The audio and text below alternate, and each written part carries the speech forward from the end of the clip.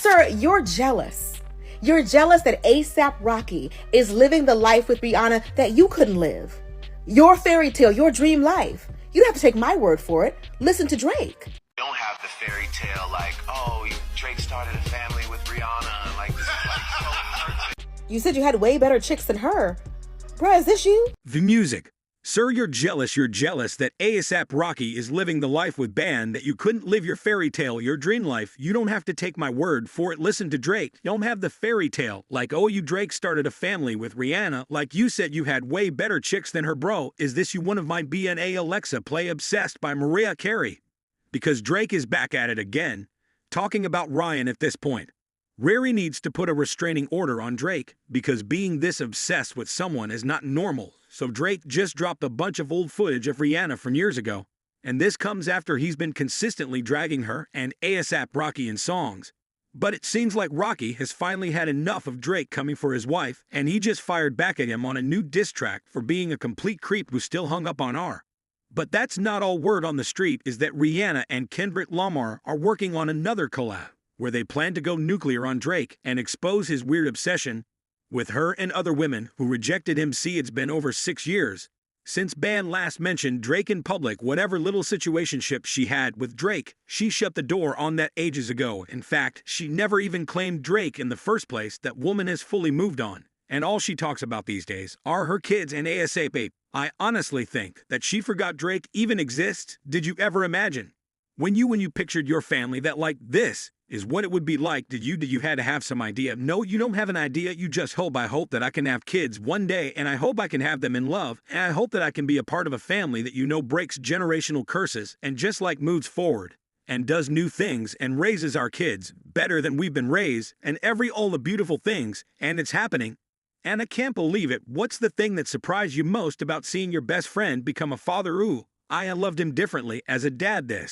This is major, like it's a turn on. It's just like, wow, what a leader, what a great patient loving, and my kids are obsessed with him. Meanwhile, Drake can't seem to keep a girlfriend to save his life, and at almost 40 years old, he still hasn't had a long-term relationship. So the fact that this man who's never had a loving relationship and had to hide the fact that he fathered a son with an adult star is now shading Rihanna and Rocky is actually insane.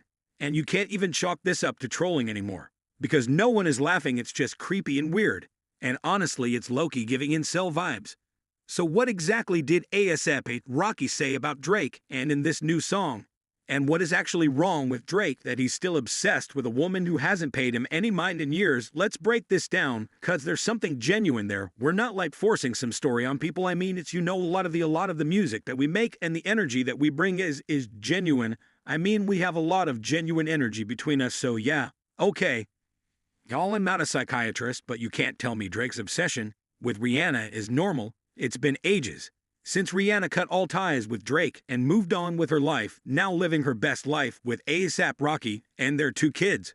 But it seems like Drake just can't shake off that old rejection for some time now. Drake's been throwing shade left, right, and center at both Rihanna and Rocky, most recently on his Kendrick diss track Family Matters, where he brags about how he slept with Rihanna first and mocks Rocky for being a family man. But here's what's really creepy. Drake might be dragging Riri's name through the mud now, but his obsession with her is well documented and spent over a decade publicly thirsting over her world. Maybe not every girl in the world, maybe every girl in applause. Toronto's shout out to Rihanna. I love you, baby. The crazy part is that Drake only started dissing Rihanna and calling her average after she went public with Rocky. It's like that guy becomes obsessed with a girl, and when she turns him down, he calls her ugly. And the worst part, Drake still can't let go. And I know some folks claim Rihanna is the only girl Drake loves, but I don't think Drake ever loved her. He just wanted to conquer her. And he obviously doesn't do well when someone turns him down. Think about it. He ended up dissing all women who rejected him and moved on with someone else, from Riri to Nicki, Megan, Thee Stallion, Highberry, Serena Williams. The list goes on. Oh, and by the way, isn't it interesting how Drake always disses black women? He got rejected by Scarlett Johansson too, but I don't remember him ever dissing her in a song. But that's the topic for another video. Now let me give you some context on this Rihanna situation. Drake and Rihanna first crossed paths back in 2005, when Riri was in Toronto, filming the Pondera Replay music video. Drake always claimed he fell head over heels with Riri from day one, but let's be real, Rihanna wasn't feeling it. And shortly after she started dating Chris Brown now, we all know Rihanna and Chris Brown were doomed from the start. But here's the kicker. While they were an item, Drake was constantly taking jabs at Chris.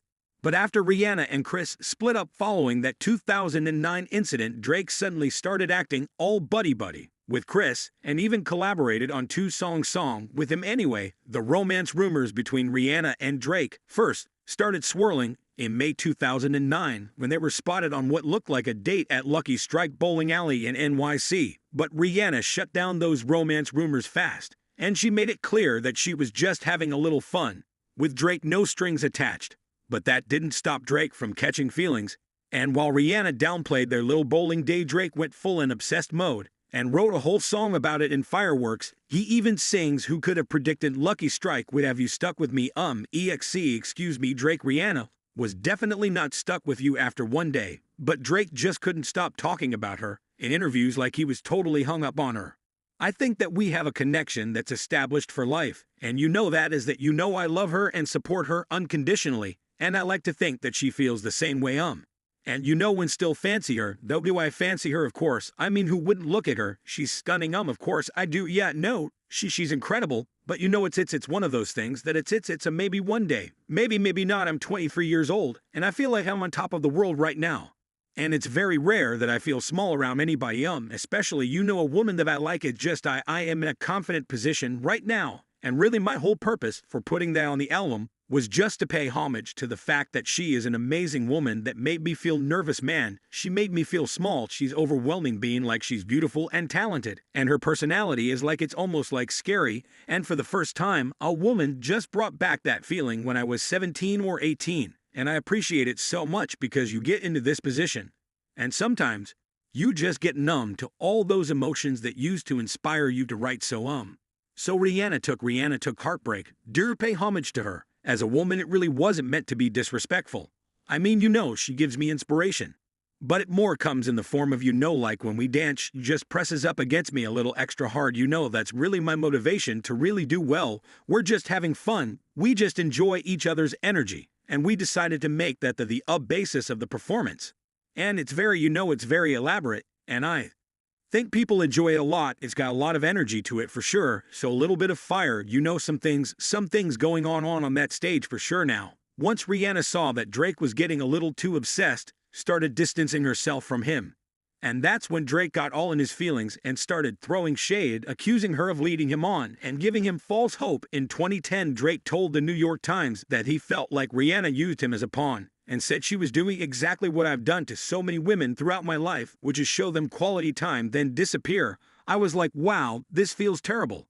But then a few years later, Drake again started gushing over Riri in public, and he told Rolling Stone that Rihanna is still his ultimate fantasy. Now Rihanna and Drake did reconnect a few years later and dropped that steamy track work, and Drake was convinced that this time Rihanna would be his for real. Fast forward to the 2016 VMAs, and Drake went all in declaring his love for her while presenting the Vanguard Award. But judging by Rihanna's reaction, it's clear that she wasn't feeling the same way. But most of all, we love the woman who hasn't changed since day one. She's someone I've been in love with since I was 22 years old. Rihanna's fans were not happy with Drake after he turned his VMA speech into a love confession, totally stealing Riri's spotlight. Soon after the VMAs, Rihanna threw some major shade on Instagram, saying none of my exes are married or in happy relationships, so it's safe to say that I wasn't the problem. Then 2 years later, Rihanna spilled the tea in a Vogue interview, admitting that wading through Drake's speech was probably the most uncomfortable part. She said, "I don't like too many compliments, and I don't like to be put on blast."